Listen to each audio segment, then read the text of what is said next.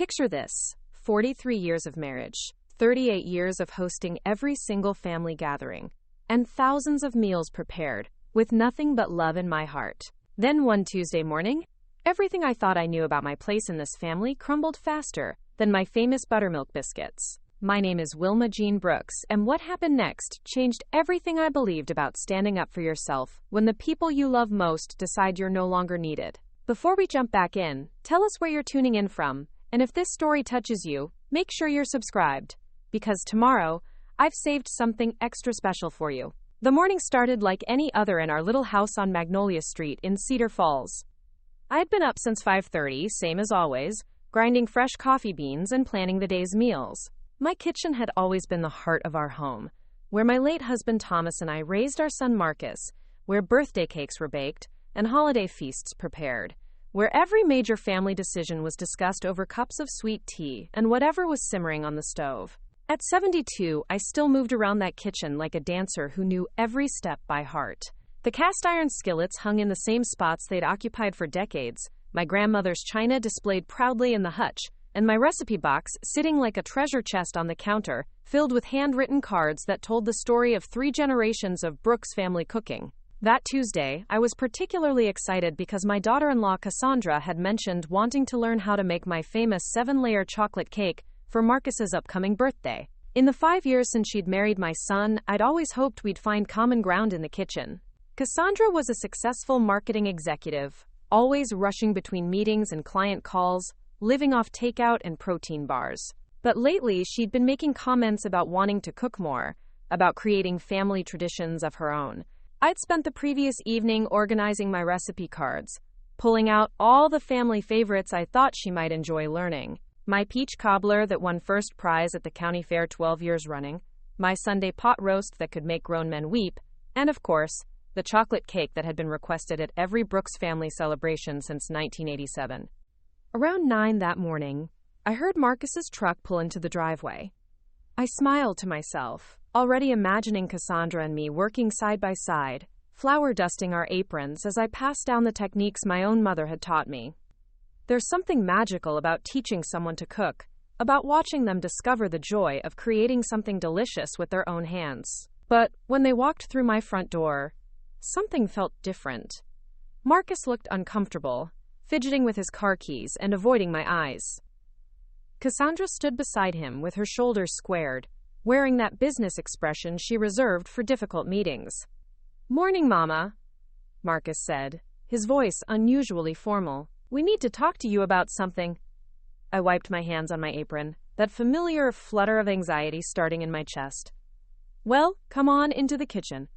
I'll put on some fresh coffee and we can—" "Actually," Cassandra interrupted, her voice crisp and professional, "we'd prefer to talk in the living room." The living room. In 43 years of marriage and 18 years of widowhood, every meaningful conversation in this house had happened in my kitchen. The living room was for company, for formal occasions, for people who didn't belong to the inner circle of family intimacy. We settled into the stiff furniture I rarely used, and I immediately felt like a stranger in my own home. Marcus perched on the edge of the sofa while Cassandra remained standing, her hands clasped in front of her like she was about to deliver a presentation. "Mrs. Brooks," she began, and my heart sank a little further. "Mrs. Brooks. Not Mama Wilma, not even just Wilma. Marcus and I have been talking, and we've decided it's time to start hosting our own family gatherings." I looked between them, confusion clouding my thoughts. "Well, that's wonderful, honey. I'd be happy to help you plan." "No," Cassandra said firmly. "We want to do this ourselves. We want to create our own traditions, our own way of doing things.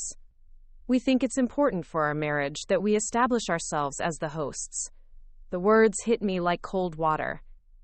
I turned to Marcus, searching his face for some sign that this wasn't what it sounded like. "Marcus, what is she saying?" My son, my baby boy who used to stand on a chair beside me learning to crack eggs and measure flour, couldn't meet my eyes. "Mama, we're not kids anymore. Cassandra's right. We need to be the ones hosting Sunday dinners and holiday meals. We need to be the center of our own family."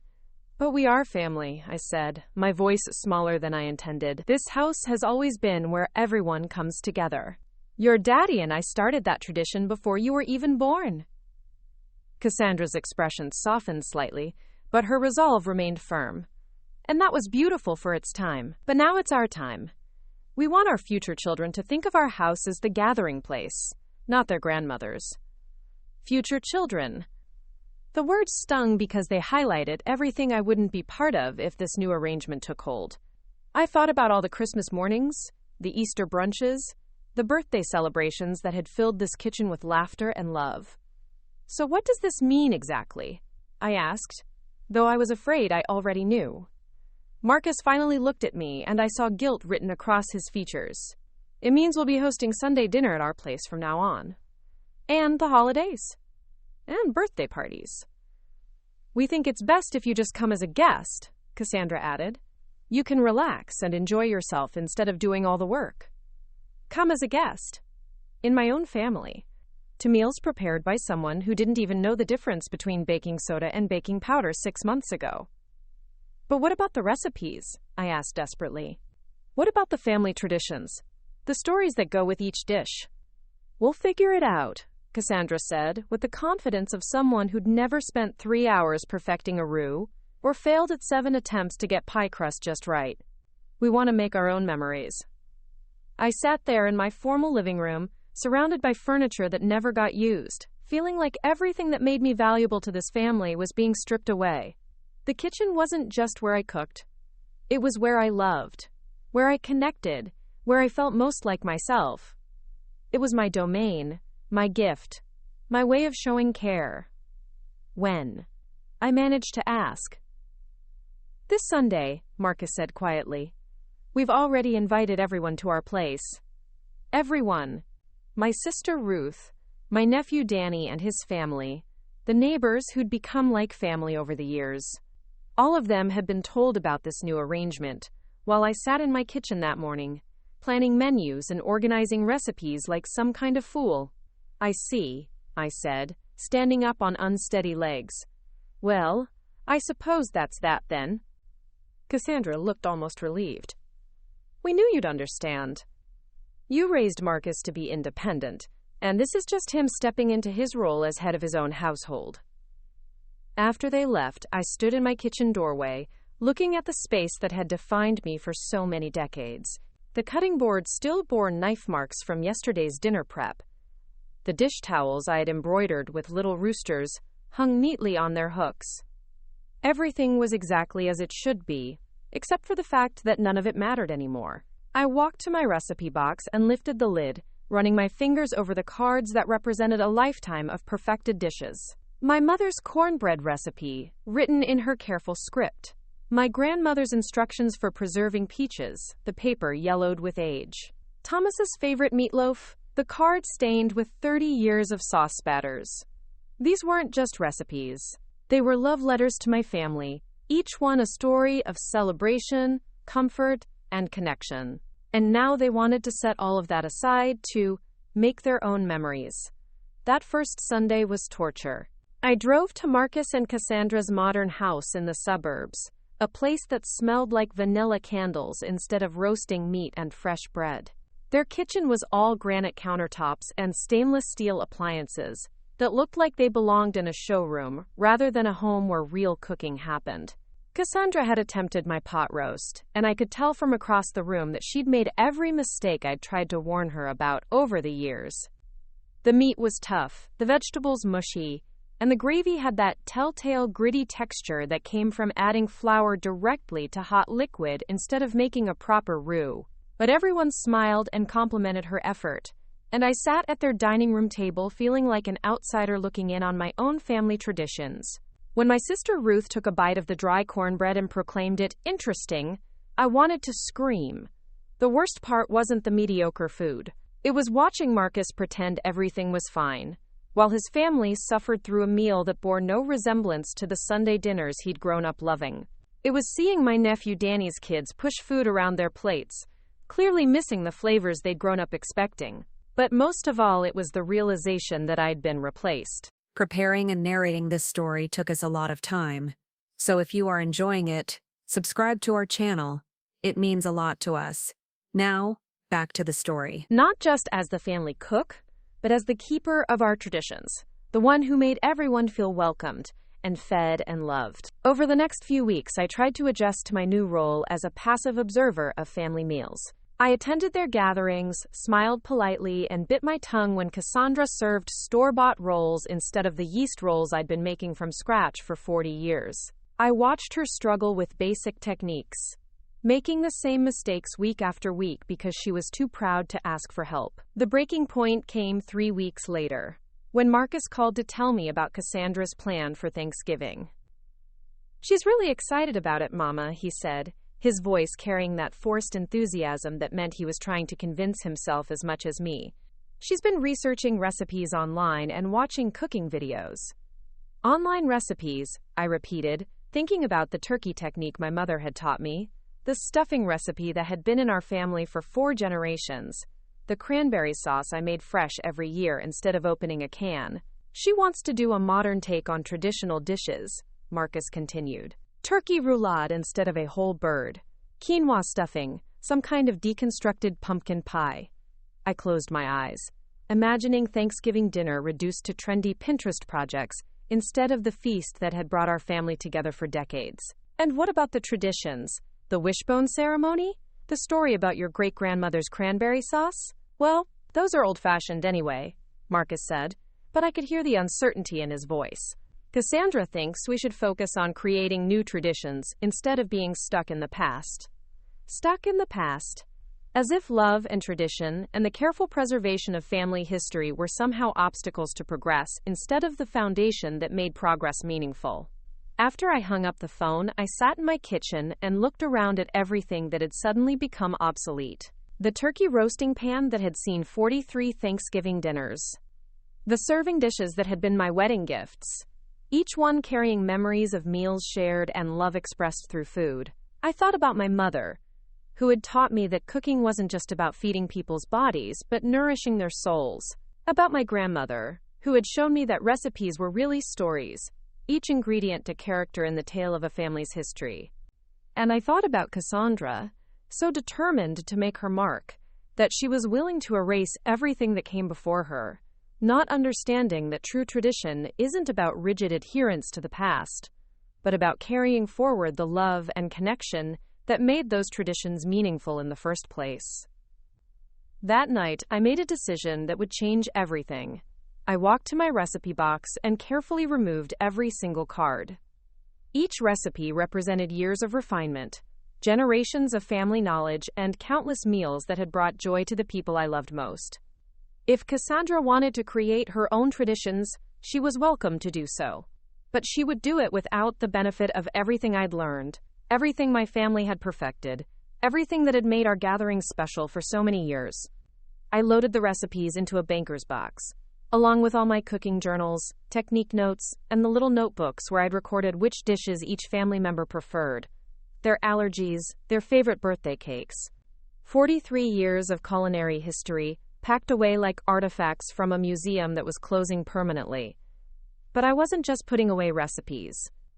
I was putting away the part of myself that had always been available, always accommodating, always willing to share everything I had, without asking for anything in return, except the joy of seeing my family well-fed and happy. The next morning, I called my sister Ruth.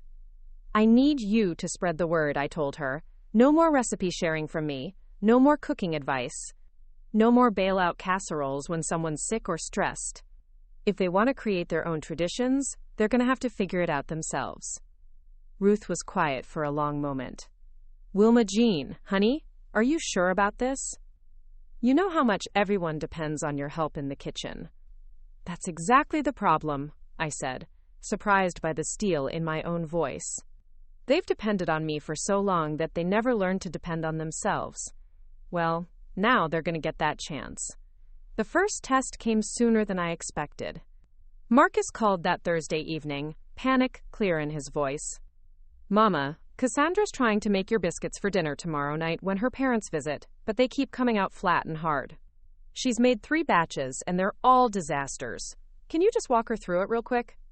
For 40 years, that call would have sent me rushing over with my mixing bowls and patient instructions. I would have shown her the exact feel of properly mixed dough, the precise temperature of buttermilk, the gentle folding technique that creates layers without overworking the gluten. Instead, I said, "I'm sure she'll figure it out. There are plenty of tutorials online." "But Mama, her parents are expecting." "Then maybe she should have practiced before they got here," I interrupted, shocking myself with my own firmness. "Or maybe she could serve something she already knows how to make." "You're really not going to help her?" The hurt in his voice almost broke my resolve. Almost. "Marcus, you both made it very clear that you wanted to do things your own way. This is your own way." After I hung up, I sat in my kitchen and fought the urge to drive over there with a batch of my perfect biscuits, still warm from the oven. But I stayed put, reminding myself that true help sometimes looks like stepping back and letting people face the consequences of their choices. The reports filtered back through the family grapevine. Cassandra had served store-bought rolls to her parents. The dinner had been awkward. Her mother had made pointed comments about, quote, learning to cook before you get married. Marcus had been embarrassed. Part of me felt guilty for not intervening. But a larger part of me felt something I hadn't experienced in years. The satisfaction of maintaining a boundary, of not rushing in to fix a problem that wasn't mine to solve. The real crisis came 2 weeks later, when Marcus called about their anniversary dinner. He and Cassandra had been married 5 years, and every year I'd prepared their anniversary meal, the exact menu from their wedding reception, recreated in my kitchen with love and precision. "The thing is, Mama," Marcus said, his voice tight with stress, "Cassandra wants to cook it herself this year, but the chicken dish is really complicated, and she's never made anything like it before. She won't admit it, but she's terrified she's going to ruin our anniversary." I thought about that chicken dish. Chicken breast stuffed with herbed goat cheese and sun-dried tomatoes, wrapped in prosciutto, served with a wine reduction sauce that took hours to perfect. It had taken me 3 attempts to get it right the first time, and I'd been cooking for 30 years when I tackled it. "Well," I said carefully, "she could always choose something simpler. But she's got her heart set on recreating the wedding menu. She's been talking about it for weeks, about how romantic it'll be. If she messes it up..." Marcus trailed off, but I could hear the weight of his worry. For a moment, I wavered. This wasn't just about cooking. It was about their marriage, their happiness, their special day. Surely I could make an exception, just this once. Then I remembered Cassandra's words from that Tuesday morning. "We want to make our own memories." "Marcus," I said gently but firmly, "if this meal is important to Cassandra, then she needs to take responsibility for making it happen. That might mean practicing beforehand, or asking for help from someone she hasn't banned from her kitchen, or choosing a menu that matches her skill level. But it doesn't mean I'm going to swoop in and save the day." "Banned from her kitchen? Mama, what are you talking about?" "You tell me, son. When was the last time I was invited to cook in your home? When was the last time Cassandra asked for my advice or my help? When was the last time my knowledge and experience were treated as valuable instead of outdated?" The silence stretched between us, and I could almost hear Marcus realizing the truth of what I was saying. "I never thought about it like that," he admitted finally. "Well, maybe it's time you did. That anniversary dinner became legendary in our family, though not for the reasons Cassandra had hoped. According to Ruth, who heard it from Danny's wife, the chicken was so overcooked it could have been used as a hockey puck. The wine reduction had scorched. The side dishes were either undercooked or oversalted. Marcus and Cassandra had ended up ordering pizza and eating it off their wedding china, and while some might have found that romantic, I knew it wasn't the elegant anniversary dinner Cassandra had envisioned. But here's what struck me most about the whole situation. Marcus didn't call me afterward to complain or ask me to fix things. He didn't beg me to take over future anniversary dinners. He just accepted that this was their new reality, the consequence of the choice they'd made to go it alone. As autumn deepened into winter, I watched my family struggle through meal after meal. Cassandra's cooking improved slightly through sheer necessity, but she was still operating without the foundation of knowledge that takes years to build. Her biscuits remained dense, her gravies lumpy, her timing consistently off.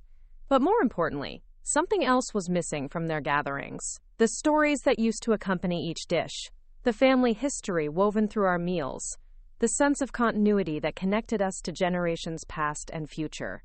Food became just fuel, instead of the expression of love and tradition it had always been in our family. I wasn't entirely isolated during this time. My sister Ruth still called regularly, often to vent about the disappointing meals at family gatherings. My neighbor Mrs. Patterson, who had been sampling my cooking for 20 years, started inviting me over for dinner more often. And I began exploring friendships I'd neglected while I was so focused on serving my family. But the hardest part was watching my family lose something precious without even realizing it was gone. The Sunday dinners became obligatory rather than anticipated. Holiday meals turned into stress-filled ordeals instead of celebrations. The kitchen, which had always been the heart of our family life, became just another room in the house.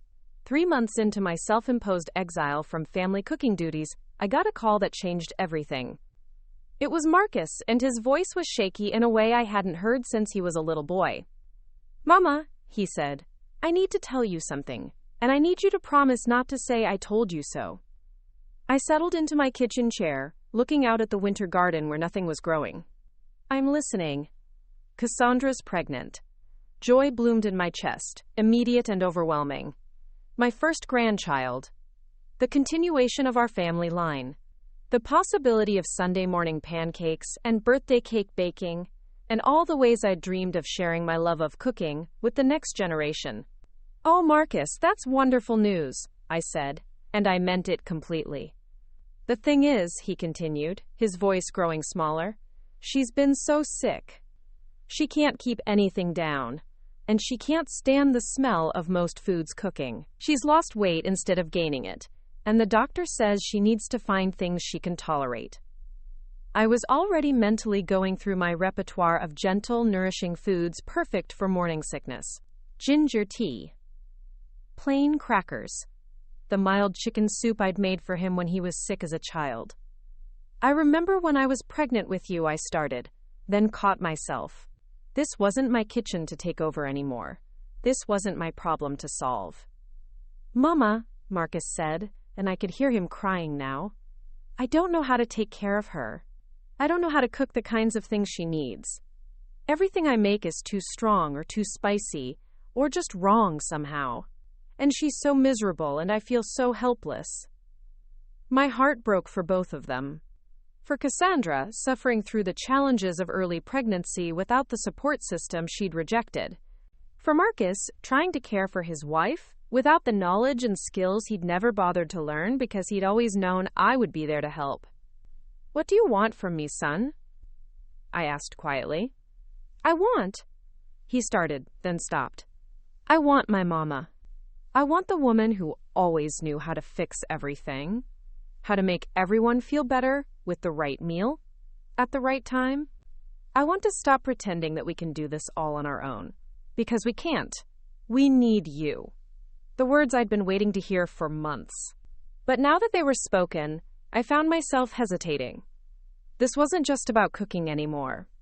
This was about respect, about value, about my place in the family I'd devoted my life to serving. "And what does Cassandra want?" I asked. Another long pause. She's too proud to ask. But yesterday, I found her crying in the kitchen, holding a can of soup she couldn't even heat up without gagging. "She needs help, Mama." "We both do." I looked around my kitchen, at the recipe box still sitting empty on the counter, at the cooking tools that had barely been used in months. I thought about that little grandchild growing inside Cassandra, about all the meals I wanted to share, all the traditions I hoped to pass down. But I also thought about the lesson I'd been trying to teach, about the importance of respect and recognition, and not taking the people who love you for granted. "I'll make you a deal," I said finally. "I'll help, but not the way I used to. Not by taking over and doing everything while you both sit back and watch. If you want my help, you're going to learn. Both of you. Cassandra's going to swallow her pride and let me teach her, really teach her, not just watch me work. And you're gonna learn too, so you can take care of your wife and your child. Okay, Marcus said immediately. Yes, whatever you want. And, I continued, we're gonna talk about Sunday dinners and holidays and family traditions. Because I won't keep sharing my knowledge just to watch it be dismissed or ignored. If I'm going to be part of this family's food story, then that story needs to honor where it came from. I understand, he said. Mama, I'm sorry. I'm sorry we made you feel like you didn't matter. I'm sorry we were so focused on being independent that we forgot to be grateful. Those words settled into my heart like warmth spreading through cold hands. Not a complete healing, but a beginning. All right then, I said, standing up and walking to my recipe box. Tell Cassandra I'll be over tomorrow morning with some ginger tea and crackers. And Marcus? Bring a notebook. You're both going to start learning. As I hung up the phone, I felt something shift inside me. Not a return to the way things were, but a movement toward the way things could be. Better this time. Built on mutual respect instead of one-sided service. Rooted in teaching instead of just doing. I opened my recipe box and pulled out the cards for gentle, healing foods. Not because I was rescuing them, but because I was choosing to share my gifts with people who had finally learned to value them. The next morning, I drove to Marcus and Cassandra's house with a basket full of carefully chosen items. Homemade ginger tea, plain crackers that would settle an upset stomach, and a notebook where I planned to start recording not just recipes, but the stories and techniques that would help them become real cooks instead of just people who heated up food.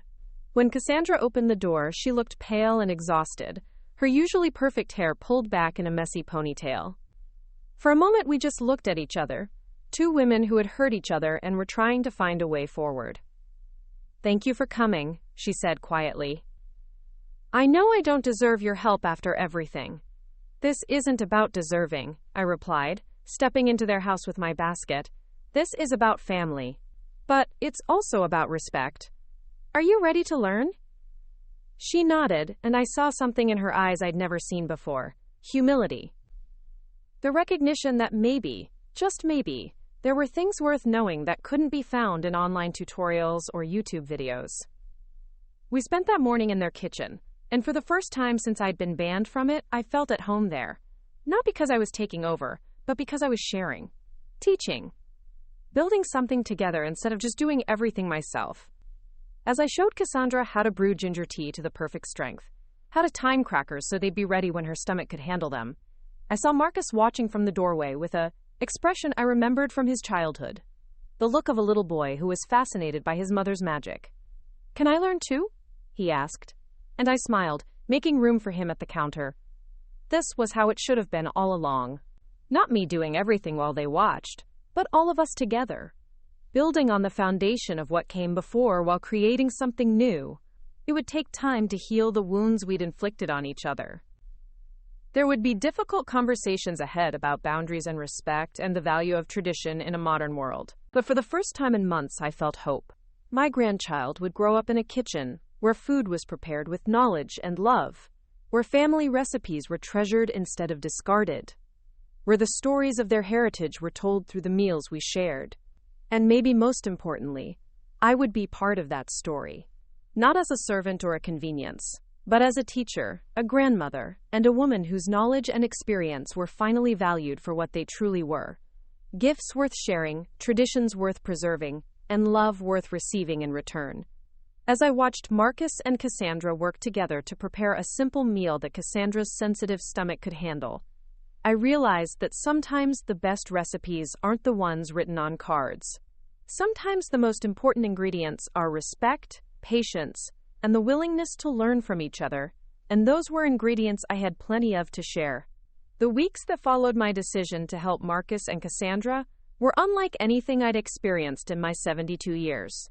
Teaching someone to cook when they're desperate to learn is entirely different from doing all the work while they watch from the sidelines. Every morning, I'd arrive at their house with my worn leather notebook and whatever ingredients we'd need for that day's lesson, and I'd find them both waiting eagerly in their kitchen. Cassandra's morning sickness had created an unexpected opportunity. Her heightened sense of smell meant she could detect every nuance of flavor and aroma in ways that most people never develop. When I showed her how to test oil temperature by dropping in a small piece of bread, she could smell the exact moment when it reached the perfect heat. When we worked on seasoning, she could identify individual spices in complex blends that would have stumped experienced cooks. "Your body is teaching you things right now that most cooks never learn," I told her one morning, as we worked on a gentle chicken broth that her stomach could tolerate. "Pay attention to what it's telling you. This sensitivity won't last forever, but the knowledge you gain from it will." Marcus proved to be a surprisingly dedicated student. He'd always shown interest in my cooking as a child, but I'd never taken the time to really teach him, assuming he'd learn by osmosis, or that his future wife would handle the kitchen duties. Now, watching him carefully measure ingredients and take detailed notes on timing and technique, I realized how much potential I'd overlooked. "Why didn't you ever teach me this stuff when I was growing up?" he asked one afternoon as I showed him how to properly brown meat for a stew. The question caught me off guard. "I suppose I thought you weren't interested. And maybe I was so used to doing everything myself that it never occurred to me to share the responsibility." "I was interested," he said, adjusting the heat under the pan just as I'd shown him. "I just didn't know how to ask. And you always seem to have everything so under control." That conversation stayed with me for days. How many opportunities had I missed to connect with my son through cooking? How many chances to share not just recipes, but the joy and creativity and love that went into every meal I prepared? But there were also moments of tension and frustration. Cassandra's pregnancy hormones made her emotional and impatient. She'd burst into tears when a sauce didn't thicken properly, or snap at Marcus when he forgot to set a timer. Her perfectionist nature, which served her well in the marketing world, became a liability in the kitchen, where mistakes were part of the learning process. "I can't do this," she sobbed one morning, after her third attempt at scrambled eggs had turned rubbery. "I'm going to be a terrible mother if I can't even make breakfast without messing it up." I handed her a tissue and guided her to a chair. "Honey, cooking isn't about perfection. It's about nourishment and love and taking care of people. Those eggs might not look like the ones in a magazine, but they're made with good intentions, and they'll fill your belly just fine." "But I want to be good at this," she said, wiping her eyes. "I want my children to have the kind of food memories you gave Marcus. I want to be the kind of mother who can make everything better with a home-cooked meal." Her words touched something deep in my heart. This wasn't just about learning to cook. This was about her desire to create the kind of nurturing home environment that she'd apparently been missing in her own childhood. "Tell me about your mother's cooking," I said gently. Cassandra's expression darkened. "My mother believed cooking was a waste of time for professional women. We ate a lot of takeout and frozen dinners." She said spending time in the kitchen was beneath women who had careers and ambitions. The pieces began falling into place. Cassandra's initial dismissal of my cooking traditions hadn't been personal. It had been learned behavior from a mother who saw domestic skills as obstacles to success, rather than expressions of love and creativity. "Well," I said, "I think there's room in the world for women who have both careers and kitchen skills. In fact, I think the combination makes you stronger, not weaker." Over the following weeks, I began to understand Cassandra in ways I never had before. Her drive for independence wasn't really about rejecting family traditions. It was about proving to herself that she could succeed in areas where her own mother had taught her to expect failure. But understanding didn't make the teaching process any easier. Cassandra approached cooking like a business project, wanting detailed timelines and precise measurements for everything. She struggled with the intuitive aspects of cooking, the way experienced cooks adjust seasonings by taste or modify cooking times based on how something looks and smells. "How do you know when the onions are ready?" she asked one morning as we worked on a soup base. "They'll tell you," I said, stirring the pan. "Listen to how they sound. See how they're starting to turn golden around the edges? Smell how the sharpness is mellowing into sweetness." "But how many minutes?" she pressed. "I need to write it down." "Honey, onions don't carry watches. Every pan is different. Every stove cooks differently. Every onion has its own personality. You have to learn to pay attention to the food itself, not just the clock." This was perhaps the hardest lesson for both of them to learn. Modern life had trained them to expect precise instructions and predictable results. But cooking was more art than science, requiring flexibility and intuition that couldn't be downloaded from the internet. Marcus actually adapted to this uncertainty better than his wife. Maybe it was genetic, or maybe his childhood exposure to my cooking had given him some unconscious understanding of kitchen rhythms. He began to develop what I called cook's instincts, the ability to sense when something needed more time or different seasoning without being told. But Cassandra struggled with the ambiguity. She wanted recipes that worked the same way every time, and when they didn't, she took it as personal failure rather than natural variation. The breakthrough came during our 5th week of lessons, when Cassandra was feeling well enough to attempt something more complex than toast and tea. We were working on a simple roast chicken, something I'd made thousands of times, but that seemed impossibly complicated to someone who'd never done it before. The recipe says 30 minutes per pound, Cassandra said, consulting the notebook where she'd been recording everything. So this 4-pound chicken should take exactly 2 hours. That's a guideline, I said, but every oven is different. We'll check it periodically and trust our senses to tell us when it's done. An hour and 40 minutes into the cooking time, I opened the oven door and showed them how to test for doneness. The skin was golden brown, the juices ran clear when I pierced the thigh, and the internal temperature read exactly where it should be. But it's not supposed to be done for another 20 minutes, Cassandra protested. The chicken doesn't know that, I said, pulling it from the oven. It's telling us it's ready now. When we carved that bird and tasted the perfectly cooked meat, something clicked for Cassandra. She began to understand that cooking was a conversation between the cook and the food, requiring attention and response, rather than blind adherence to written instructions. I think I'm starting to get it, she said, savoring a bite of the herb-crusted skin. It's not about following rules. It's about paying attention. Now you're learning, I said, feeling a surge of pride that had nothing to do with the perfectly cooked chicken and everything to do with watching someone discover the joy of real cooking. But our progress wasn't always smooth. There were days when Cassandra's morning sickness flared up and she couldn't stand to be in the kitchen at all. There were afternoons when Marcus got called away for work emergencies, leaving our lessons half finished. And there were moments when the old tensions between Cassandra and me would surface, usually when she felt criticized or when I forgot to explain the reasoning behind a technique. The worst fight happened during our 7th week, when we were attempting my grandmother's biscuit recipe. I'd been making these biscuits for 50 years, and the process was so automatic that I found it difficult to break down into teachable steps. Just fold it gently, I said, watching Cassandra work the dough, like you're tucking a baby into bed. That doesn't mean anything, she snapped, her face flushed with frustration. I need actual instructions. How many folds? How much pressure? What am I supposed to be looking for? You're overthinking it, I said, reaching to guide her hands. Feel how the dough responds. It'll tell you what it needs. Stop, she said, jerking away from me. Stop treating me like I'm stupid. I'm a successful professional. I manage multi-million-dollar marketing campaigns. I can handle following a recipe if you'll just give me real instructions, instead of all this mystical nonsense about listening to the food. The kitchen fell silent, except for the sound of her labored breathing. Marcus looked back and forth between us, clearly uncomfortable with the tension. I wasn't treating you like you were stupid, I said quietly. I was trying to share something that can't be written down in a notebook. Well, maybe that's the problem, Cassandra shot back.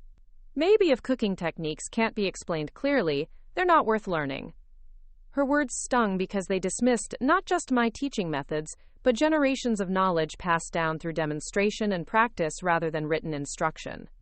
This was exactly the kind of attitude that had led to me being banned from their kitchen in the first place. I took off my apron and folded it carefully. Perhaps you're right. Perhaps you'd be better off with those online tutorials after all. Mama, don't, Marcus said, but I was already gathering my things. I think we all need a break, I said, keeping my voice level despite the hurt churning in my chest. When you decide whether you want to learn cooking or just want to collect recipes, you let me know. I left them standing in their kitchen with a bowl of half-mixed biscuit dough, and I drove home feeling like I'd taken a giant step backward in a relationship I'd been trying so hard to rebuild. For 3 days, nobody called. I went about my usual routines, tending my garden and organizing my pantry, but I couldn't stop thinking about that fight. Had I been too rigid in my teaching methods? Was I expecting Cassandra to learn the same way I had, through years of observation and gradual understanding, when her personality and background required a different approach? On the fourth day, Marcus showed up at my door looking sheepish. "We messed up those biscuits pretty badly after you left," he said. "Turns out we needed you more than we wanted to admit." "And Cassandra?" I asked. "She's been researching traditional cooking methods," he said with a small smile. "Apparently she found some articles about how culinary techniques were passed down through generations before written recipes became common. She wants to apologize." "She doesn't need to apologize for being frustrated," I said. "Learning to cook is hard, especially when you're fighting morning sickness and trying to develop instincts that usually take years to cultivate." "Will you come back?" he asked. "She's got some ideas about how we might be able to bridge the gap between your way of teaching and her way of learning." When I returned to their kitchen the next morning, I found Cassandra waiting with a new approach. She'd set up a video camera to record our lessons, not for social media or YouTube, but so she could review the visual cues and physical techniques I'd been trying to describe in words. "I realized I'm a visual learner," she explained. "In marketing, I rely heavily on seeing things demonstrated. Maybe if I can watch myself making mistakes and then see how you correct them, I'll start to develop those instincts you keep talking about." It was a brilliant solution. As we worked through recipes, the camera captured not just the steps, but the subtle changes in texture, color, and sound that indicated when each stage was complete. Cassandra could review these recordings later, pausing to study the exact moment when onions shifted from raw to translucent, or when egg whites reached the perfect peak for folding into a soufflé. More importantly, watching herself on camera helped Cassandra recognize her own progress. She could see how her knife skills had improved, how her timing had gotten better, how she was beginning to move around the kitchen with more confidence and efficiency. "I never realized how much I'd learned until I saw that first video compared to this one," she said one morning, watching herself expertly flip pancakes that would have been burnt disasters 6 weeks earlier. "The video approach also helped me become a better teacher. Seeing myself on camera made me more aware of when I was being too vague or assuming knowledge that my students didn't yet possess. I learned to narrate my actions more clearly, explaining not just what I was doing, but why I was doing it, and what signs I was looking for." But the real breakthrough came when Cassandra started experimenting on her own. Instead of just following my recipes exactly, she began making small modifications based on her preferences and Marcus's dietary needs. She developed a version of my cornbread that used less sugar, created a lighter variation of my potato salad that didn't aggravate her morning sickness, and figured out how to adapt several of my heavier winter dishes for her husband's attempts to eat more healthily. "I made your beef stew last night," she told me one morning, "but I added some extra vegetables and used a leaner cut of meat." Marcus said it was even better than the original. A year ago, I might have been offended by the suggestion that my family recipes could be improved. But watching Cassandra's growing confidence in the kitchen, seeing her develop her own cooking instincts and personal style, I felt nothing but pride. "That's exactly what you should be doing," I told her. "Taking what works from the past and making it work for your family's needs. That's how all the best family recipes evolve." By the 10th week of our lessons, something fundamental had shifted in our relationship. Cassandra was no longer the daughter-in-law who'd banned me from her kitchen. She was becoming a real cook, someone who understood that food was about more than just following instructions. And I was no longer the overbearing mother-in-law trying to impose my methods on an unwilling student. I was a mentor helping someone discover their own culinary voice.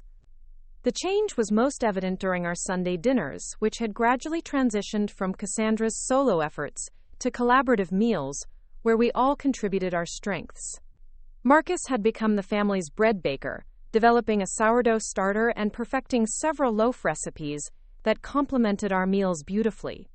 Cassandra had claimed responsibility for vegetables, discovering a talent for roasting and grilling that brought out flavors I'd never achieved with my more traditional steaming and boiling methods.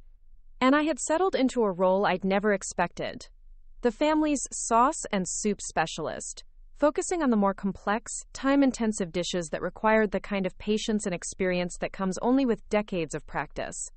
Our meals had become true collaborations, each of us contributing our developing expertise to create dinners that were both rooted in family tradition and adapted for modern tastes and dietary needs.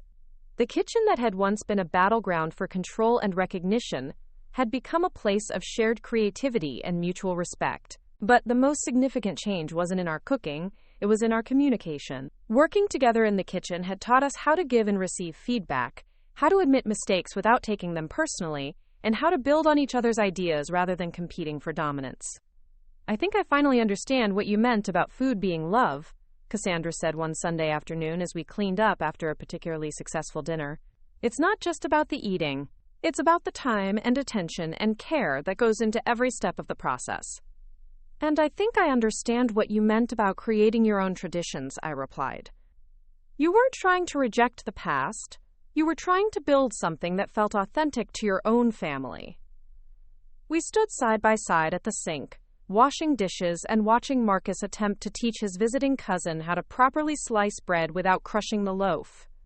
The kitchen was filled with the comfortable chaos of family life, conversation and laughter, the clink of silverware being sorted into drawers, the smell of coffee brewing for dessert.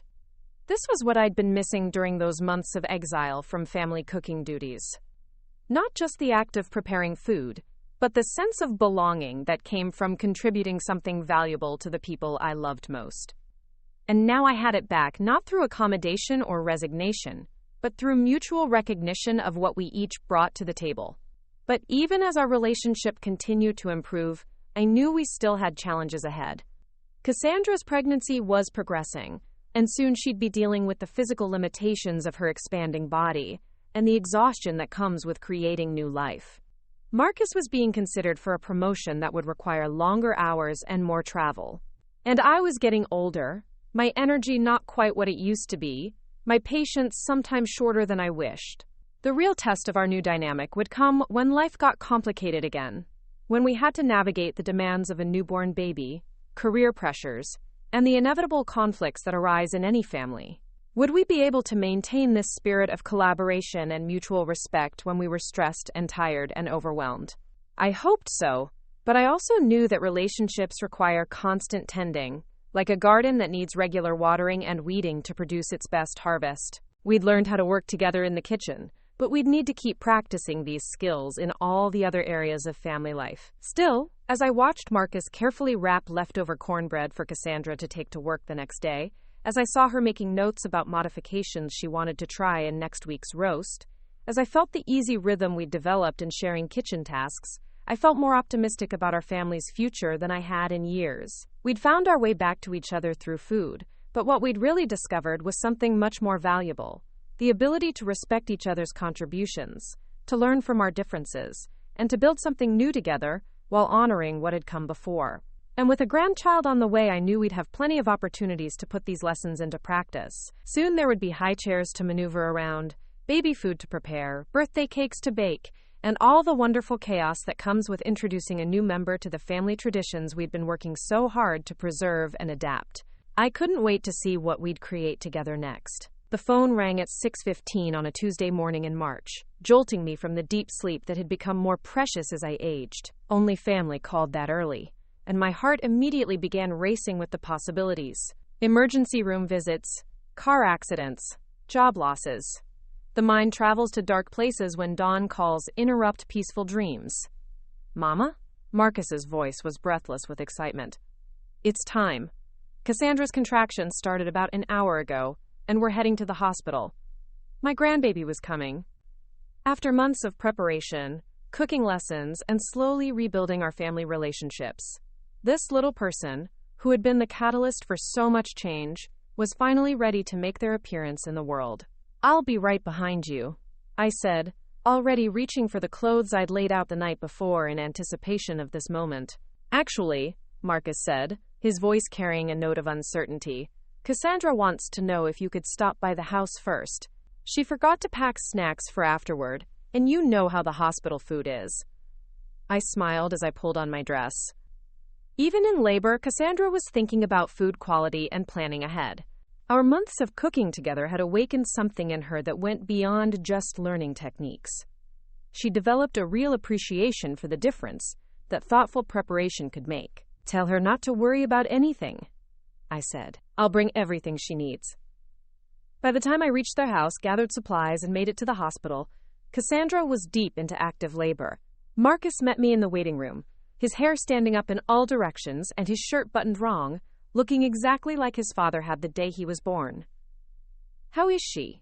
I asked, handing him the insulated bag I'd packed with homemade crackers, gentle broths, and the mild herbal teas that had helped Cassandra through her morning sickness. "Strong," he said with obvious admiration. "Stronger than I expected. She's been asking for you." That simple statement meant more to me than Marcus probably realized. 6 months earlier, Cassandra wouldn't have wanted me anywhere near such an intimate family moment. Now she was specifically requesting my presence during one of the most vulnerable experiences of her life. I found her in the birthing room, gripping the bed rails and breathing through a contraction with the same focused determination she brought to mastering a difficult recipe. When it passed, she looked up at me with relief. "Thank goodness you're here," she said. "I keep thinking about all the things I should have prepared ahead of time. Did you bring the ginger tea?" "I brought everything," I assured her, settling into the chair beside her bed. "You just focus on bringing this baby into the world. I'll handle the rest." Labor progressed slowly, giving us hours to talk between contractions. Cassandra shared her fears about motherhood, her excitement about finally meeting the little person who'd been growing inside her, and her gratitude for everything our cooking lessons had taught her about patience and trusting natural processes. "Learning to cook taught me that some things can't be rushed," she said during a quiet moment. "You kept telling me to let the bread rise in its own time, to trust that the flavors would develop when they were ready. I think labor is like that too." I held her hand through the intense contractions, offered ice chips when her mouth got dry, and shared stories about Marcus's birth to distract her during the difficult transitions. But mostly, I marveled at how much our relationship had changed. This woman who had once banned me from her kitchen was now trusting me to support her through the most important day of her life. At 4:37 that afternoon, my granddaughter made her entrance into the world with a lusty cry that announced her strong lungs and fierce spirit. 7 pounds, 3 ounces of perfect pink health, with Marcus's dark hair and what appeared to be Cassandra's determined chin. "She's beautiful," I whispered, tears streaming down my cheeks as the nurse placed her in Cassandra's arms for the first time. "Mama Wilma," Cassandra said softly, looking up at me with exhausted but radiant eyes. "Meet Charlotte Grace Brooks. Charlotte for your mother, and Grace because that's what you've shown our family." I couldn't speak for several minutes. They'd named their daughter after my mother, honoring a woman who had taught me everything I knew about cooking and loving through food. And they'd acknowledged the grace I'd tried to show during our difficult months of learning to understand each other. "She's going to be a handful," I finally managed to say, stroking the baby's tiny hand. "Look at those fingers. Perfect for kneading bread and rolling pie crust." Marcus laughed. "She's not even an hour old and you're already planning her cooking lessons." "It's never too early to start thinking about family traditions," I said, but I was only half joking. This little girl represented the future of our family's food heritage, and I was already imagining all the ways I hoped to share my love of cooking with her. The next few weeks were a whirlwind of adjustment for all of us.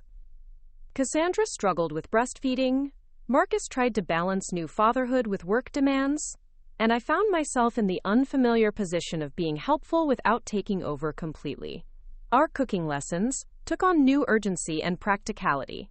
Cassandra needed to eat frequently to maintain her milk supply, but she rarely had time or energy for elaborate meal preparation.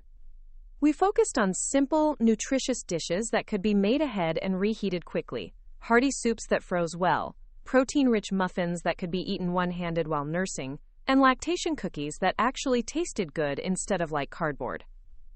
"I never understood why new mothers always talked about being hungry all the time," Cassandra said one morning as she devoured a bowl of the chicken and rice soup I'd brought over.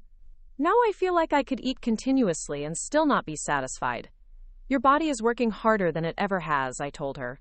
"You're literally creating food for another human being. Of course you need more fuel." Marcus had stepped up in ways that surprised all of us. Without being asked, he'd taken over most of the cooking duties, using the skills he'd learned during our lessons to keep the household fed, while Cassandra focused on recovering and caring for Charlotte. His sourdough bread had become a neighborhood sensation, and he'd developed his own variations on several of my soup recipes. But the real revelation was watching him with his daughter. This man who had once seemed uncertain about his role in the kitchen showed no hesitation when it came to changing diapers, soothing fussy crying, or walking the floors at 3 a.m. with a colicky baby. "He's a natural father," Cassandra said one afternoon as we watched him demonstrate proper burping technique to Charlotte. "I worried that he wouldn't know how to connect with her, but look at them." Indeed, Marcus had discovered reserves of patience and gentleness that had been hidden beneath his previous focus on career advancement and personal achievement. Fatherhood had awakened something nurturing in him that complemented perfectly the skills he'd learned in the kitchen. But our greatest challenge came when Charlotte was 6 weeks old, and Cassandra was preparing to return to work. She'd arranged for flexible hours and work-from-home options, but she was struggling with the idea of leaving her daughter, even for a few hours at a time. "I don't know how I'm supposed to concentrate on marketing campaigns when all I can think about is whether she's eating enough or if she needs another diaper change," Cassandra confided during one of our afternoon visits. "Every working mother feels that way," I assured her, "but you've got support systems in place. Marcus is here, I'm nearby if you need backup, and Charlotte is going to benefit from having a mother who models both nurturing and professional achievement." What I didn't mention was my own conflicted feelings about Cassandra returning to work. Part of me was thrilled at the prospect of spending more time with my granddaughter, but I was also worried about falling back into old patterns of doing everything myself instead of supporting Cassandra's efforts to balance motherhood and career. The solution came from an unexpected source. Marcus's company had been encouraging employees to explore flexible work arrangements, and he proposed a job-sharing schedule that would allow him to work from home 3 days a week, while Cassandra handled her client meetings and project deadlines. "We figured out that between the two of us, we can probably manage Charlotte's care without needing full-time outside help," he explained. "And when we do need backup, you're right here." It was a radical departure from the traditional childcare arrangements most families in our community employed, but it worked beautifully for their situation. Marcus discovered that he was actually more productive working from home, without the distractions of office politics and lengthy commutes. Cassandra found that her abbreviated but focused work schedule made her more efficient and creative in her professional projects, and I found myself in the perfect role, involved grandmother rather than primary caregiver, available for emergencies and special occasions but not responsible for day-to-day child-rearing decisions. The arrangement also created unexpected opportunities for continuing our cooking education. With Marcus home more often, we began having regular family dinners again. But now they were collaborative efforts where everyone contributed according to their skills and availability. Marcus handled the bread and most of the meal planning, since he was home during the day and could start slow-cooking dishes or prep ingredients for evening meals. Cassandra, energized by her return to professional challenges, brought renewed creativity to our vegetable preparations and developed several quick cooking techniques for busy weeknight dinners. I focused on the more complex dishes that required experience and patience. Stocks that simmered for hours, fermented vegetables that needed careful monitoring, and the elaborate celebration foods that marked birthdays and holidays. But the most significant change was how we included Charlotte in our kitchen activities. Even as a tiny infant, she seemed to enjoy the sounds and smells of cooking. We'd set her bouncy seat on the kitchen counter where she could watch us work, and she'd coo and gurgle at the sizzling of onions or the whir of the mixer. "She's going to grow up thinking that kitchens are the most interesting rooms in the house," Cassandra observed one evening as Charlotte watched with fascination while I demonstrated proper knife techniques to Marcus. "Good," I said. "Kitchens should be interesting. They're where all the best family stories happen." As Charlotte grew from infant to toddler, our kitchen collaborations evolved to accommodate her increasing mobility and curiosity. We child-proofed the lower cabinets but left one filled with safe items she could explore. Wooden spoons, lightweight bowls, measuring cups that made interesting sounds when banged together. By her first birthday, Charlotte was actively participating in our cooking sessions in ways that amazed me. She could crack eggs with assistance, loved helping wash vegetables in the sink, and had developed definite preferences for certain flavors and textures. "She's got your palate," I told Cassandra one afternoon as we watched Charlotte enthusiastically devour a bowl of the spicy lentil soup that most toddlers would have rejected. "She's not afraid of complex flavors. Or maybe she just trusts that anything we make is going to taste good," Cassandra replied. "She's never had to eat mediocre food because we've all been cooking with love and attention since she was born." That observation struck me as particularly profound. Charlotte was growing up in a household where food was treated with respect and creativity, where cooking was seen as both practical skill and artistic expression, where family recipes were honored but also adapted for modern needs and preferences. She would never experience the kind of kitchen power struggles that had nearly torn our family apart. For her, collaboration in food preparation would be normal, expected, natural. She'd grow up assuming that everyone in the family had valuable contributions to make, regardless of their age or experience level. But more importantly, she'd understand that food was about connection and care, not control. She'd learn that the best meals came from people working together, sharing their knowledge and skills to create something better than any individual could produce alone. As I watched her carefully place wooden blocks in a toy pot and stir them with intense concentration, mimicking the cooking activities she observed every day, I realized that we'd accomplished something I'd never expected when this whole journey began. We hadn't just rebuilt our family relationships or learned to cook together.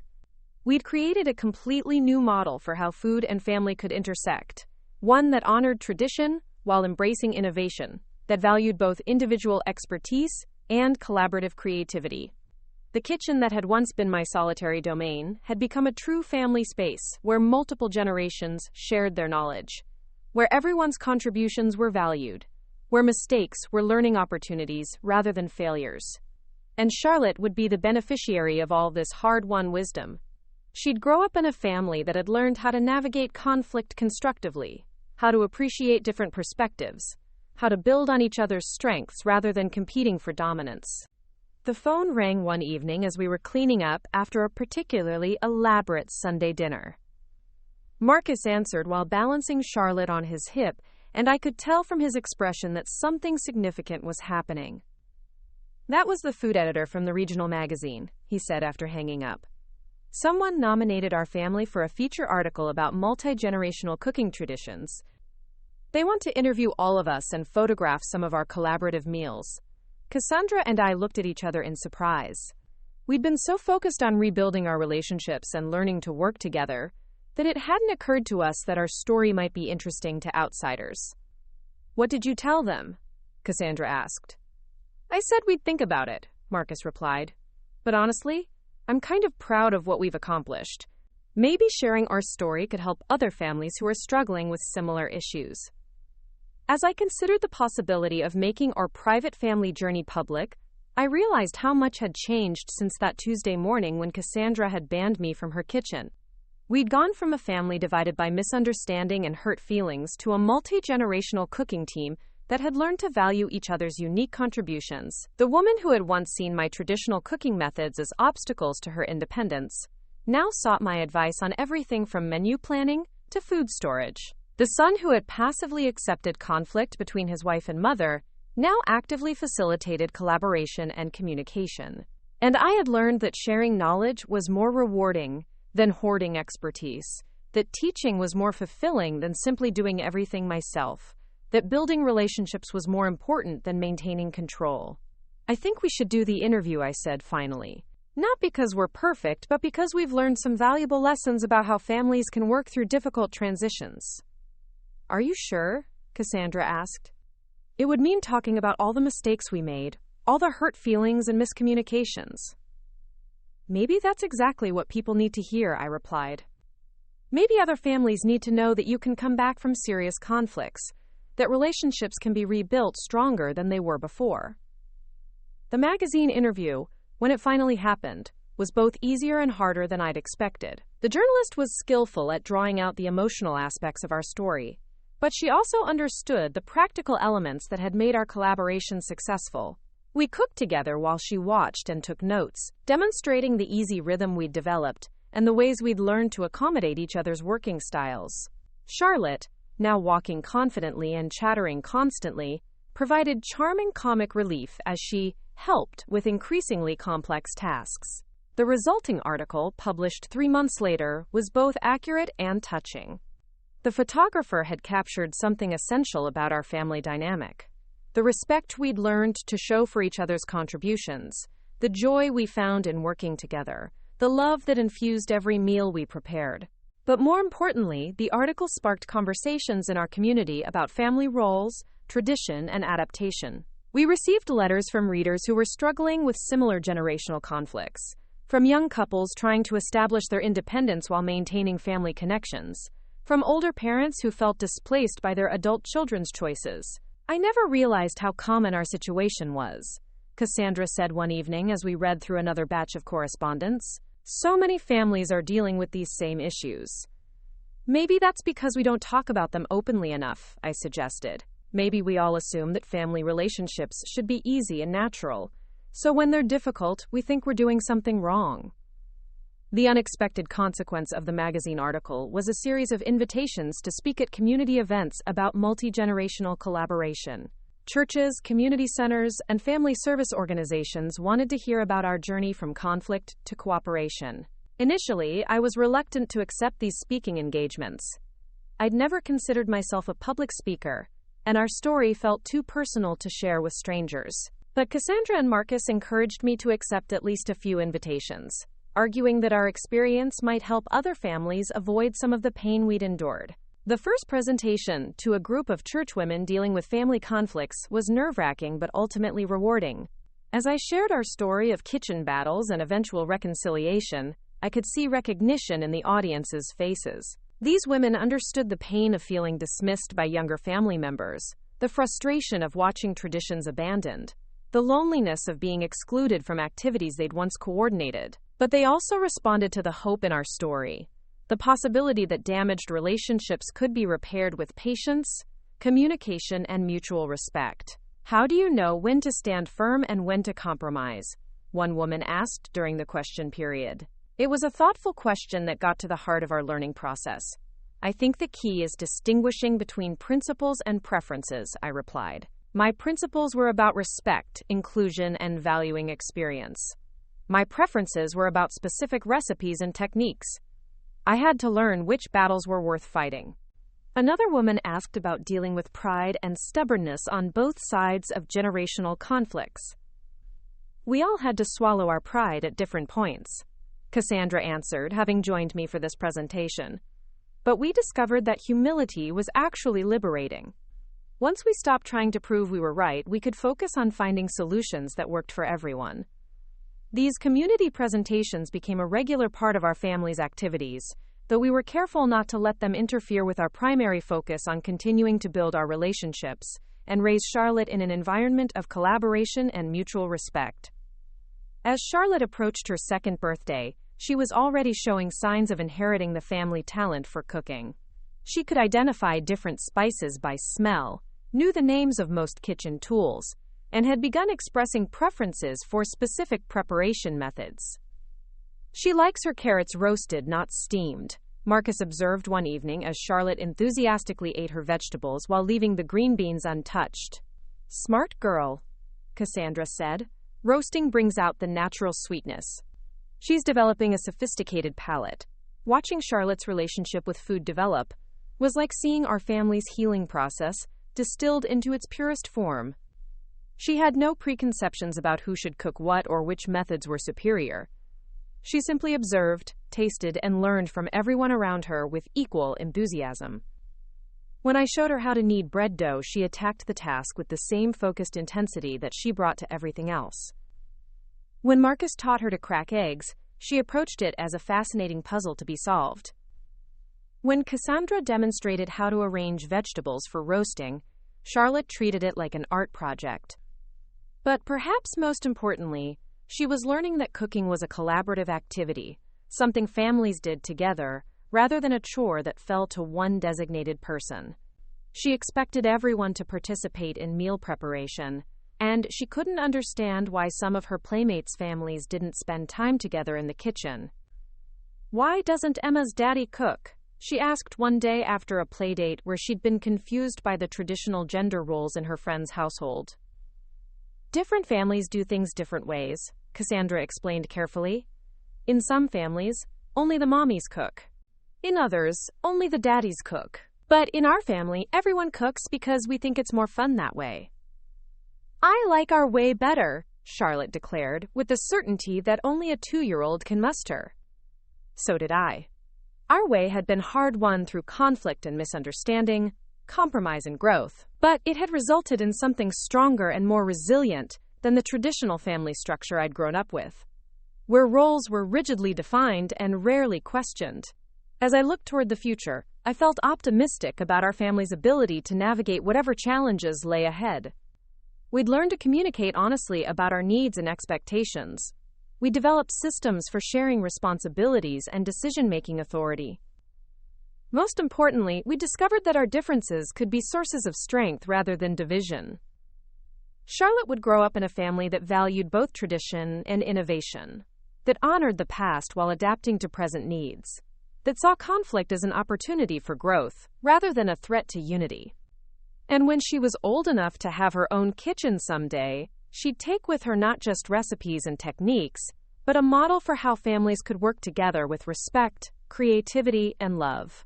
5 years had passed since Charlotte's birth, and our family had settled into rhythms that felt both natural and intentional. The little girl who had once watched our cooking demonstrations from her bouncy seat was now a confident 7-year-old with opinions about everything from seasoning levels to table settings. She moved through our kitchen with the easy familiarity of someone who had never known food preparation to be anything other than a family affair. "Mama Wilma, can we make the honey wheat rolls today?" Charlotte asked one Saturday morning, climbing onto the stool beside my workspace, with the determination that had become her trademark. "I want to bring some to school for my teacher." Mrs. Henderson had become one of Charlotte's favorite people, partly because she always complimented the lunch items that Charlotte proudly announced she'd helped prepare. The teacher had mentioned to Cassandra during parent conferences that Charlotte was the only student in her class who could identify fresh herbs by sight and smell, a skill that had impressed her classmates during their unit on plants and gardens. "We can absolutely make rolls," I said, pulling out the ingredients we'd need. "But first, tell me what you remember about working with yeast." Charlotte's face scrunched in concentration, an expression that reminded me strongly of Marcus at that age. "The water can't be too hot, or it kills the yeast, but it can't be too cold, or the yeast won't wake up, and we have to let it get foamy before we add it to the flour." "Perfect," I said, impressed as always by her attention to detail. "What else?" "Kneading makes the gluten stretchy so the bread can rise properly, and we know it's ready when it passes the window pane test." She held up her hands to demonstrate the stretching motion she'd watched us perform countless times. At 7, Charlotte understood concepts that many adult cooks never mastered. But more importantly, she understood that cooking was about patience, observation, and responding to what the ingredients were telling her. She'd absorbed these lessons not through formal instruction but through years of being included in our kitchen activities. As we worked together that morning, I marveled at how different this experience was from the tense cooking lessons I'd given Cassandra during those early months of rebuilding our relationship. There was no anxiety here, no pressure to perform perfectly, no underlying conflict about authority or expertise. Charlotte asked questions freely, made mistakes without embarrassment, and treated each new technique as an interesting puzzle to solve. "Why do some recipes work better than others?" she asked while we waited for the first rise, a question that got to the heart of cooking philosophy. "Well," I said, settling beside her at the kitchen table, "some recipes are written by people who really understand how ingredients work together. But even good recipes need to be adjusted for different ovens, different climates, different preferences. The best cooks learn to read what the food is telling them and make changes when necessary. Like how Daddy adds extra herbs to the pasta sauce because Mama likes it more flavorful. Exactly like that. Your daddy learned that cooking isn't just about following directions. It's about making food that the people you love will enjoy."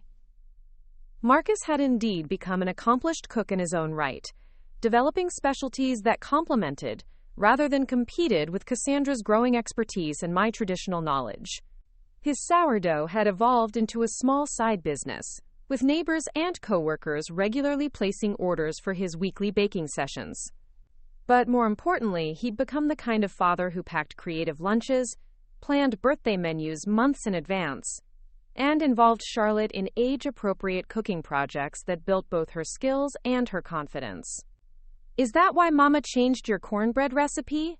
Charlotte asked, referencing the version Cassandra had developed that used less sugar and added corn kernels for extra texture.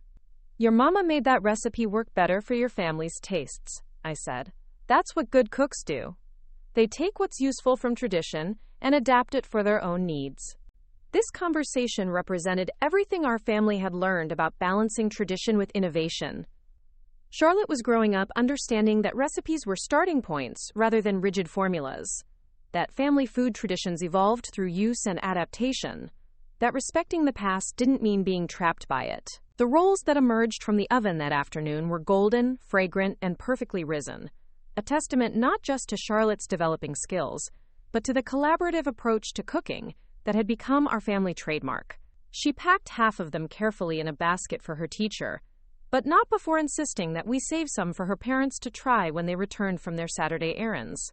"Mrs. Henderson is going to love these," Cassandra said that evening, sampling one of the rolls with obvious pleasure.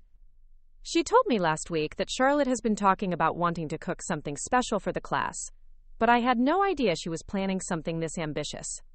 "She did most of the work herself," I said, watching Charlotte beam with pride at her mother's praise. "I just supervised and answered questions." "Anne reminded me to set timers," Charlotte added with the honesty that 7-year-olds brought to all their observations. "I always forget the timers," Marcus laughed, wrapping his daughter in a flour-dusted hug. "That's what families are for, helping each other remember the important details." That evening, as we cleaned up the kitchen together, I reflected on how seamlessly our collaborative cooking had evolved to include Charlotte as a full participant rather than just an observer. She had her own apron, her own set of child-safe knives, her own designated storage areas for the cooking projects she worked on independently. But more importantly, she had a voice in menu planning, recipe selection, and technique discussions. "What should we make for Easter dinner?" Cassandra asked during our weekly meal planning session the following Sunday. "Charlotte, you get to choose one dish. Can we do the leg of lamb like last year, but with those potatoes that Daddy makes with the crispy outsides?" Charlotte asked, already demonstrating the sophisticated flavor combinations that came from years of exposure to varied cooking styles. "Rosemary roasted potatoes," Marcus clarified. "Those are definitely my specialty." "And I want to make a dessert," Charlotte announced. "Something that's not too sweet because Uncle Danny doesn't like really sugary things." I smiled at her consideration for family members' preferences, another sign of how well she understood that cooking was about caring for others. "What did you have in mind?" "Maybe that lemon tart you showed me in the cookbook? But could we make the crust with some of Daddy's sourdough starter to make it more interesting?" The suggestion showed sophisticated thinking about flavor and technique that impressed all of us. Using sourdough starter in pastry wasn't traditional, but it would add complexity and reduce sweetness in exactly the way Charlotte was hoping to achieve. "That's brilliant," Cassandra said. "I never would have thought of that combination." "We'll have to experiment with ratios," I added, "but I think you're onto something special." This kind of creative collaboration had become standard in our family cooking projects. We drew inspiration from multiple sources, combined techniques from different traditions, and encouraged each other to try innovative approaches, even when we weren't sure they would work. The Easter meal that resulted from Charlotte's menu suggestions was one of our most successful celebrations. The sourdough lemon tart was such a hit that we added it to our permanent repertoire of special occasion desserts. But more importantly, the meal represented the full flowering of our collaborative approach to family cooking. Marcus handled the lamb and his signature potatoes. Cassandra prepared her now famous spring vegetable medley. I contributed the traditional side dishes that anchored the meal in family history, and Charlotte took full responsibility for both the dinner rolls and her innovative dessert. Each of us brought our strengths to the table, literally and figuratively, creating something that was greater than the sum of its parts. This is what I imagined family dinners could be like when I was pregnant, Cassandra said as we sat around the table, enjoying the fruits of our collective labor. Everyone contributing, everyone valued, everyone part of the tradition. It took us a while to figure out how to make that happen, I replied, thinking about the painful months when we'd struggled to find our way back to each other. But I think the journey was worth it. Definitely worth it, Marcus agreed, raising his glass in a toast. To family recipes that evolve, traditions that grow, and second chances that work out better than first attempts. As spring turned to summer, our family cooking projects expanded beyond the kitchen into the garden.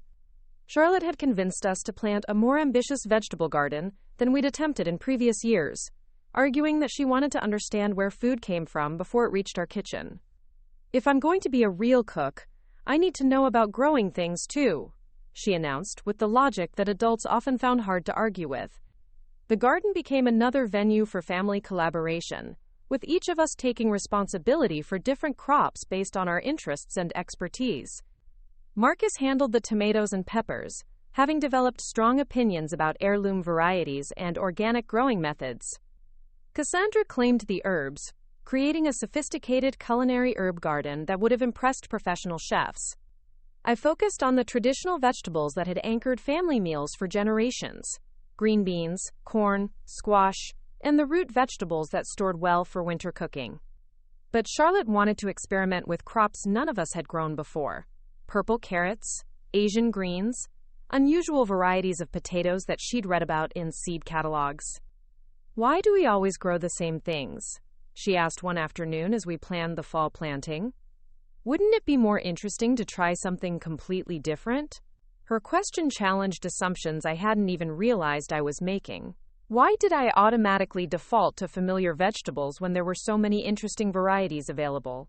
When had my gardening become as routine and predictable as my cooking had been before Cassandra forced me to examine my methods?